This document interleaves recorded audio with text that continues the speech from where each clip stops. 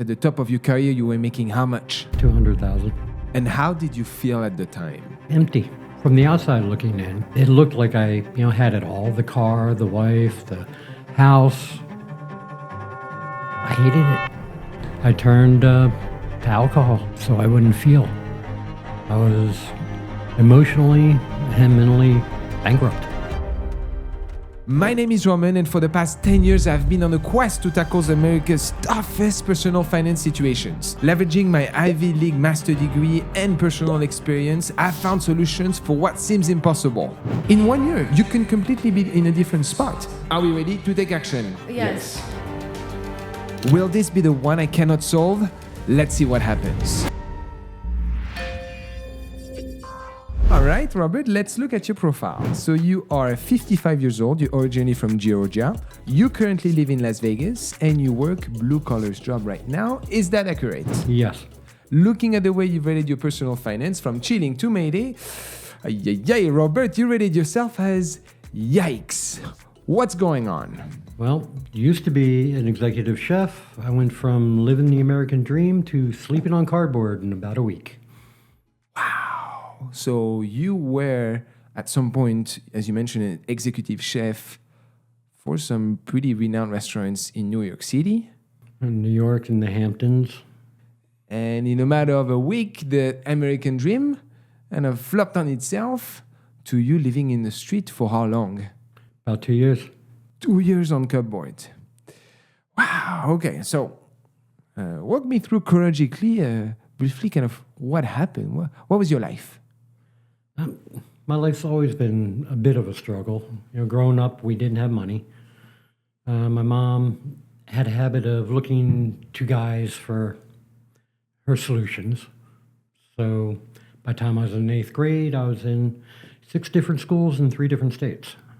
That's the way I lived. So I've always worked. That's how I was able to do anything. I started in restaurants at the age of 12. Okay. I was to do dishes for the summer to make a few bucks. And they had a dessert, deep fried ice cream. I'm like, how the hell do you deep fry ice cream? And they're like, you want to learn? Yeah. So then within 6 months, I was a prep cook. By the time I was 13, I was online. Okay. And then over time, you kind of graduated the different echelon of... Just kept moving up and, this restaurant needed this position. I'll do it. One thing I always prided myself on, I never said that's not my job. Okay. My job was to make sure the customer got the best experience they possibly could. If that meant I had, as the executive chef, I had to go clean the toilet, I would. And anyone who worked under me knew that. Okay. And so you were living in New York City, and at some point at the top of your career, you were making how much? Probably about 200,000. $200,000, and how many people under you? Like 20 to 30 at a time. And how did you felt at the time? Not the way I thought I would. What do you mean by Kind that? of empty. Empty, okay. What do you mean? From the outside looking in, it looked like I, had it all. The car, the wife, the house. I hated it. I hated getting up in the morning. Why did you hate it? Monotony. I lost my passion for it. It was just drudgery. I was doing the same thing every day, in my mind anyway. I get up, go to work, come home. Get up, go to work, come home. And I had no desire for it, no passion anymore. I turned to alcohol, so I wouldn't feel. I wouldn't feel the depression. I wouldn't feel the loathing. So I could continue to pretend to be happy. So you were putting a facade, pretty much. Because society, on paper at the time, looking at some of your statements from years, you were bowling with tens of thousands of dollars on your accounts. But in your heart, I was emotionally and mentally bankrupt. I was Miserable. Okay. So what did you do then? That did lead to eventually my marriage imploded. After being together 20 years, she was tired of being a restaurant widow. A restaurant widow? What does that mean? Well, every time you guys are going out to dinner for Mother's Day, Thanksgiving, whatever, I'm in the kitchen cooking. Weekends, I'm cooking. Any holiday, I'm cooking. So she got the leftovers, so to speak, and was not happy. So then you end up being in a divorce? Yeah, she decided she wanted to be with a coworker, informed me of it, and basically told me we were getting divorced. Didn't know she had emptied the bank accounts at the same time, but So she took everything from the bank account. You guys had the joint account? How much did she take? roughly 40 to 50,000, I'd say, was in there. She always took care of the finances. It was not something. I was always good at making money, not good at handling it. I see. So she takes the money, but at the time you have a car, you have a house. I mean, you have children that probably were growing up, but what do you get? I walked away with nothing. I signed it all over, walked away. I came to Las Vegas. Like I said, I had 40 years experience. I was a chef. Figured, okay, I'll have a job in a week. Nah, 2 days later, the world closed. COVID. Mm-hmm. So when is that? March 2020? Yes, sir. Oh, so right at the start, pretty much, but Yeah. Then I was in Vegas. Didn't know anybody. I walked away from everything and everybody I ever knew to come here, to start over. And did it just not quite the way I thought I would. Now I wound up on the streets for a couple of years. I literally slept on cardboard, on the sidewalk. how did you feel? Because that's like as low as it comes, especially fighting against the summer in Vegas when it goes to like 120 degrees. What's going on? How do you feel at the time? Believe it or not, it was almost a release. Okay. Or being in that position has its own special kind of freedom, I guess you could call it, if you want to look at it that way. You have nothing holding you. You have no responsibilities. You don't have to report to anybody. You want to get up and go to Denver. Okay, find a way there and go. You don't have to tell your boss, your wife. You don't have to tell anybody anything. But then you also don't have anybody. Okay. So, I mean, during that time, I mean, let's be honest, right? There is drugs on the street. Oh, yeah. So do you turn to drugs too at some point? Yes, I did. Mainly, my reasoning was so I could stay awake all night, so in the morning I still had all my shit, all my stuff. Because people will take from you in a heartbeat. So you fight for your life for some time. Sometimes very literally. And then what brings you out of it? Because, I mean, at the time, how long ago was that? I mean, we're not speaking a decade ago. It was a little over a year and a half, 2 years ago. 2 years ago. What brings you out of this to today? I mean, you're not in the greatest financial positions, but you're living. And instead of thinking, I can't do this because of, I can't do that because of, I started thinking, how can I do it? I didn't have ID, didn't have phone, didn't have an address. How do I get a job? Okay, I started walking around, seeing people doing yard work. Hey, can I help you for a couple hours, for like $5 and a sandwich?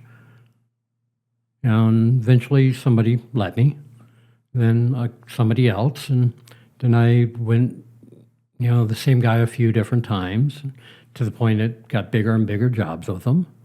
And then he got me in contact with a friend of his who gave me a job. And now you are back on track. Yep. And I mean, it was not easy, but I learned I was a hell of a lot tougher than I thought I was, a lot more resourceful. Where's your mind right now? Because COVID is gone for the most part. Yeah. You're going to have access to now countless amount of job, hopefully in the restaurant industry. Why are you not using your resume? What's going on? I lost my passion for that. And you wouldn't do it for whatever price. It's not the money. Anything I do it to the best I possibly can. I take pride in it. If it's cleaning the toilet, that thing will shine because I take pride in anything I do. But in the restaurants, I lost it. I can't get that love of it back. And I won't do anything unless I have that. I see. All right. And so with this, swings of pretty much life from everything to nothing in just a matter of a couple of days, let's see where do you stand today when it comes to your financial situation, starting first with your income and your assets. A brief apartheid to let you know about this week's sponsor, Aura, and let me speak from experience. Every week, news breaks about a new cyber attack or a potential data leaks, and that has led consumers to not really knowing how to protect themselves anymore. It puts them at risk of credit fraud and identity theft, and we've seen people on this show facing those issues. Aura, pretty much they offer you a monitoring services for your personal information. They will alert you quickly if they detect any form of threats or if your information has been compromised. They will also help you out to deal with some potential threats. Their services allows you to encrypt your Wi-Fi information, protecting your phone and your computer from malware. Aura is pretty much used by tens of thousands of people across the United States. They are the leader in their sectors. I use them myself, and so I encourage you to check out their services. I have a link in the description below. Thank you, Aura, for sponsoring this video. And now, let's get back to our content. So you work as a blue-collar job, kind of maintenance for a market, kind of a farmer's market here in Las Vegas. That's where we met, actually. Yeah. I don't know if you guys are familiar, but we have a little brand that's called Frenchie, French-made bracelet, and we sell it at the market here locally. You guys also have it access online, and that's kind of where we connected. How much does this maintenance job pays you today? Probably, but roughly 30 a year. 30,000 a year? Yeah. Okay, so you're probably putting about $14 an hour or so? Roughly. Okay. And so that brings your current income calculated at around $1,700 per month net in your pocket. Sounds about right. Which is the easiest at 55 years old. When we look at the median in the United States for your age bracket between 55 and 64, 50% make more, 50% make less. The median is at $59,000. So living of 30 grand a year, it's not the easiest, but you're still pulling it off. However, when we look at your assets right now, it becomes tricky. You are showing here with one checking account, which is a Cash App with 38 cents. Do you have anything else? Hope. No saving account? No. No investments? No. What about retirement? You were making $200,000 at some point. Where did this money go? Ask the ex. Your ex-partner? My ex-wife. What was the plan, though? You never thought about doing it? My plan was her retirement account. She worked for the county. She had a great retirement plan. So you were carrying the day-to-day expenses with the house, the cars, and everything? And you her whole salary was going into you guys both retirement? Yeah, our whole plan was to get a fifth wheel and travel the country and go bug our kids. Not going to be anymore. Well, she still might, I don't know. So she pretty much got probably a very biffy retirement account. Yep. She took the money, the car, and the cars and everything. Took the money and ran. Well, no, actually, I left. So. And you have 38 cents and you don't speak to her anymore? What's the point? But you got tricked in the equation. Yeah. So why not going to try and get what you own in a way? Not worth the hassle. Me bringing her down isn't going to put me up. So I forget about her and worry about what I got to do now. So you're almost all your eggs was in that basket. And as you mentioned, she was kind of managing the finances and everything. So you were the worker. You were doing it all. But at the end... Love is blind. Did you see it coming though? I should have, but I didn't. We were, in all honesty, the marriage should have probably ended about 10 years before it did. Oh, But we were just, it's what we knew. there must have been an event at some point, something that arose that was the tipping point. Honestly, I think, like I said, I have a feeling she had this planned a little bit. I think she was waiting for our daughter to become 18 before letting it all go. But at the same time, you were also falling under alcoholism and so on. I mean, how much were you drinking? Are we speaking a beer or? I don't know, it was usually vodka and at least a pint a day, usually more. Well, the pint is pretty much 16 shots. Yes. And that was just to feel normal. That was, to feel normal and to not feel. But on picture, you were... Yeah. The American dream. Nightmares are dreams too, I guess. Okay, so 38 cents today on your account. How do you feel? I actually do feel. I'm not afraid of it anymore. I mean, yeah, it sucks. Would I like to have the money again? Yes and no. Not if it came with all the issues. Because everything has its own problems. You have too much money, then you're wondering, well, they're after me for my money or this or that. I learned when I was 23 years old, I was partners in a landscaping business and running 3 kitchens for somebody. I was bringing home over $1,000 a week. Then. At 23, which... Yeah, and we're talking 30 years ago. So, I mean, that was a lot of money. The neighbor next to my parents, who I just moved out of, blew his house up and burned ours down, and I lost everything. So that kind of taught me about the material.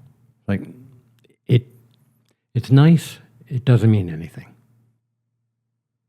It can go too easy. So ever since then, I've been more trying to get experiences. That's something they can't take from you. When I'm, not that far from now, but a few years from now, sitting at a retirement home or something, and the nurses are wondering what I'm smiling about. It's the experiences that really matter.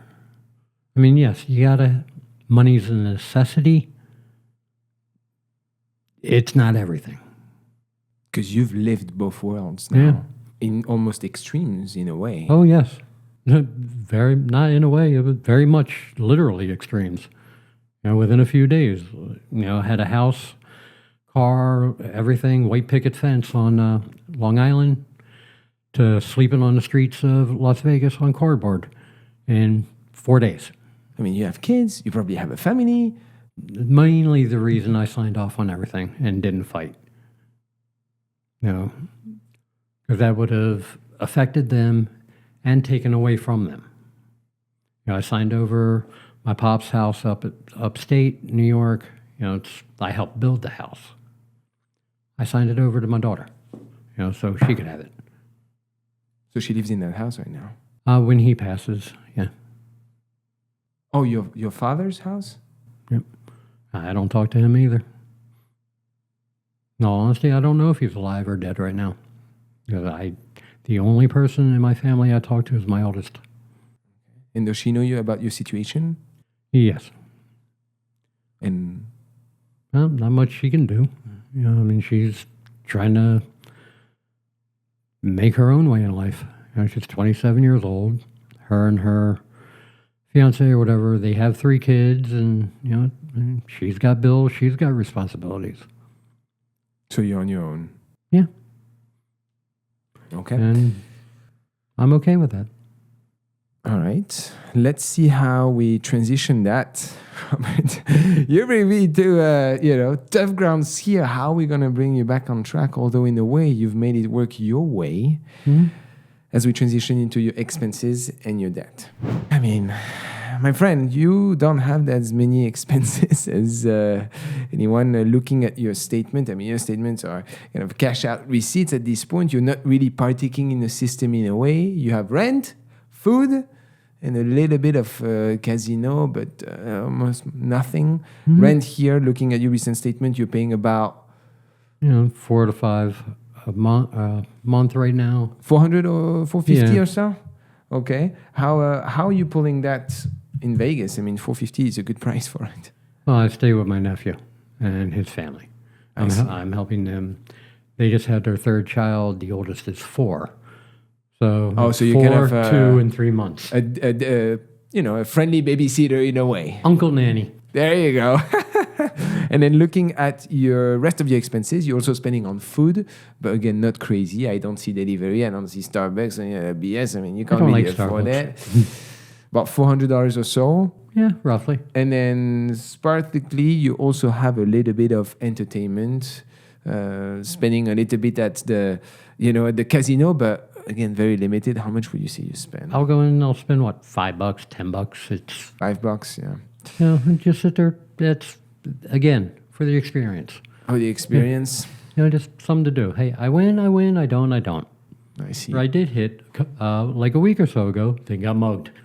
Went up to the corner store, played like $2 in a slot machine, hit for 100 or so.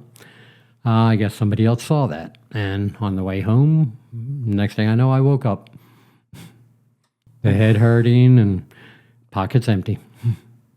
And you didn't even see the guy coming. Nope. So what did they take? My bag, like a watch, not a lot, but what I had, the cash. Yeah, my ID again. So going about getting ID, Social Security card. Do you have any idea how much you need ID to get ID? Yeah, because now you're showing up to the place. You're like, oh, who are you? Well, Yeah. And do you have any ID? Well, no, I'm here to get ID. But you need ID to get ID. Welcome to life. All right. So now today you're presenting yourself again with no ID, at least a job. Yeah. But nothing else really to show for. And on top of that, you've also accumulated a little bit of debt. Yeah. Not too much. I mean, you've never really partake. I don't see any kind of credit card statement on your credit score in the 400s. But you have 2 type of debts. You have government debt, and I see about $4,000 for driving without insurance. That was a couple of years back. Yeah, when I was young and dumb. Medical debt to the amount of about $3,000. I don't see a mortgage. Nope. I don't see credit cards. I don't see payday loan. You don't really partake in any of that. No student loan either, because I mean you had to work right away from 12 years old. I pay as I go. Pay cash. So, my friend, what are we gonna do? Because you're not 30 years old anymore. Like, how do you see your retirement? How do you? You're gonna have to think about that. How are you gonna do it? You're just gonna live on Social Security, although hopefully you qualify for it. I'm planning on just working. Yeah, but you're not gonna be able to work until you're 85 years old. Watch me. All right, I'm too stubborn. All right, let's be realistic. Let's see how, now looking at your situation, we're going to be able to train a way to put you back on track. And something that I was going to ask you too is you don't have any form of like food stamps or any government assistance? A little bit of food stamps at the moment, which actually is ending probably this month. How much are you getting? $250, I think it was. All right. But what I like to see, although, is you have medical insurance at least. Yeah, that is until February. Okay. And but you again don't have a damn car. I get around. I get where I have to. Now that we know a little bit more about your story, let's move on to our next segment, which looks, guys, at the money case. I want us to dream for a little. Okay. As you know, guys, at this point, I've done about 150 of those interviews, not all of them on camera, but I always find a solution. And I want to bring here a little bit of joy and hope into your life. Okay? And what I'm about to present to you is something that I think will speak directly to you. As we were speaking together during our interview process here a little bit ago, you said at some point, you've worked your ass off from the moment that you were 12 years old, and the real dream for you, my friend, was actually at some point to have a camper to travel the United States. And what I want to tell you is that this is still possible. In fact, here, if we look at what you would be needing more or less for something of a decent size, I'm expecting about $16,000. Now, this here, I want you to today physically hold it for a second and just come to the realization as you're holding this that this, I think, to you is a sign of hope, and you're going to know why. Because what I'm about to present to you is a plan that if you follow to the T, I believe in 36 months calculated, you can accomplish this dream. Are you ready for it? Definitely. Let's do it. Hey guys, I have an announcement for the channel that might be relevant to many of you. Over the course of the past couple months, I've been receiving a lot of requests from people wanting to interact with me and maybe not wanting to come on the show. And so for a limited amount of time, I'm opening up my schedules for you guys to book consultations with me, speaking one-on-one. We only have limited spots as I don't know how long I'm going to be running this for. And so if this is something that you're interested, check out the link in the description below as you think about enhancing your situation or get strategies to better your finances. And now let's get back to our content. Number one, I want you to have your own mode of transportation. I want you, because right now you cannot afford a car, your credit score is shot, you won't have access to anything, but you're making an income and your expenses are lower than how much you make. So I want you to, as fast as humanly possible, to get cash. I need you to pay it in cash. I don't want you to take a loan of it. A scooter, 50cc scooter, okay? This is gonna allow you transportation in Las Vegas without really requiring much of a driver license in a way if you go below a certain speed limit. And start, on top of the job that you're making, food delivery. That works. Food delivery in the evenings when you're off time. Your scooter is going to consume absolutely $0 in gas, absolutely nothing. You have insurance. You're just scooting around town trying to gather as much money as humanly possible. Now, let's be honest, you're going to be much slower than your peers. But the goal is not for you to go fast. The goal for you is to stack money on an account where it needs to be safe. I believe that you're no longer involved in any form of drugs. You're no longer involved in alcohol. Time to get back into the real you. By doing that, you're going to do two things.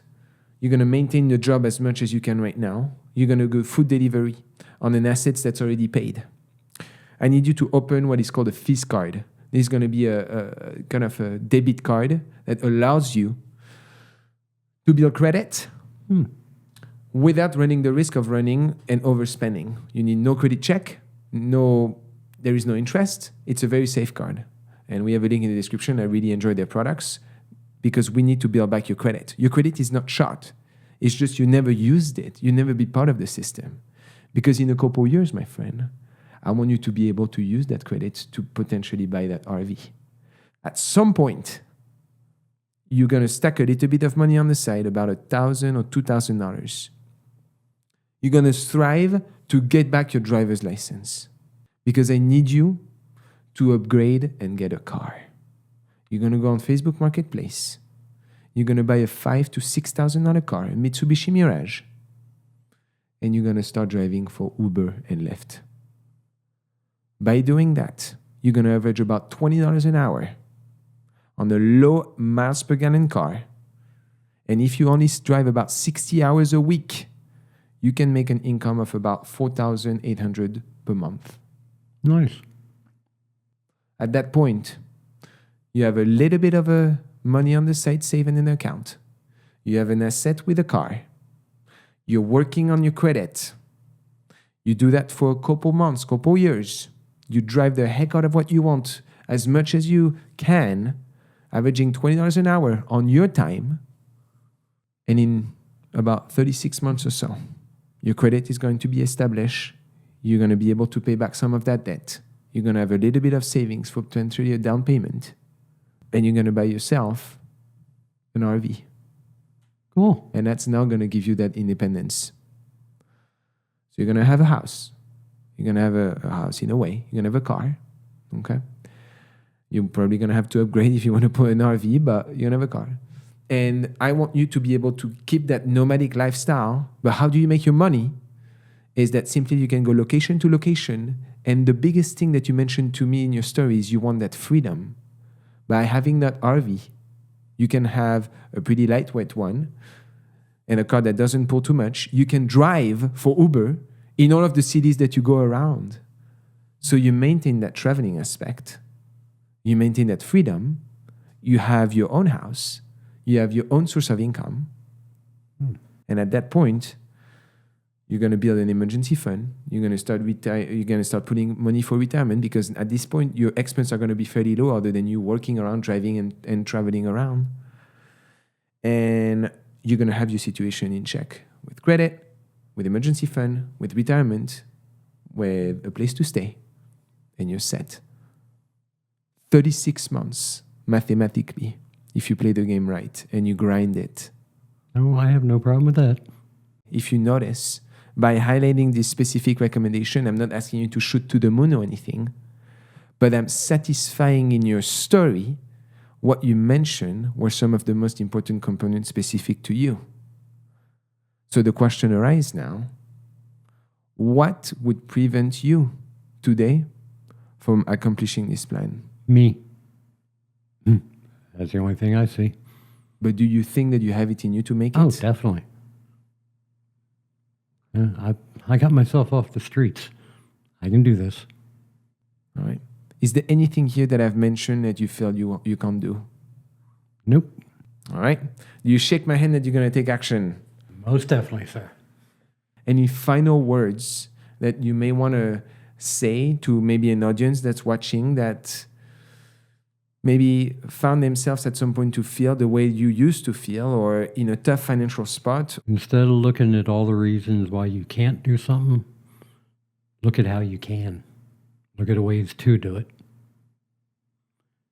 And just worry about doing the next right thing. Excellent. As a token of appreciation for you coming to the show, and also as something for you to visually see as you're going through that progress and through the actions, I would like to offer you the official Frenchie, which is a coin, a French coin. Oh, cool. And you can wear it to your wrist. You can wear it 24 hours. I've been wearing mine for 3 years in a row, no problem. More than it just being a bracelet, I think it's a symbol of our interactions that we've had today, and something to look at as you're taking the next steps and kind of satisfying through that list that I'm going to put together for you, okay? So here is for you, mate. Very much appreciate it. I hope you really take it to heart, and if you guys at home are also feeling the same way and want to take action on your situation, or just want to feel like you can be part of something greater, I encourage you to check out the link in the description as well. It was a pleasure having you on the show today, Robert. It's been a pleasure being here. We'll be following up with you. We invite you guys to check out the rest of our content as well. Until then, I see you next time. À bientôt. It's been a couple of weeks since we spoke with Robert, and I'm coming here from the streets of Las Vegas at his workplace with such an exciting follow-up. And there you have it. Robert's got his scooter. How are you feeling, Robert? Fantastic. How much did you actually pay for the scooter? $150 for the scooter, then put about $400 worth of work. Nice. And you're going to be starting delivery soon, you told me, right? I hope so, yes. Nice. How have you felt since we've had our discussion together? Well, our talk was definitely the kick in the ass I needed to get moving. Nice. So I've just been doing the next right thing, and things are finally seeing the light at the end of the tunnel, and it's not a train this time. Let's go. Well, what a successful update here with Robert. Thank you so much, guys, for watching. We're exciting for your future, my friend, and we see you in another video.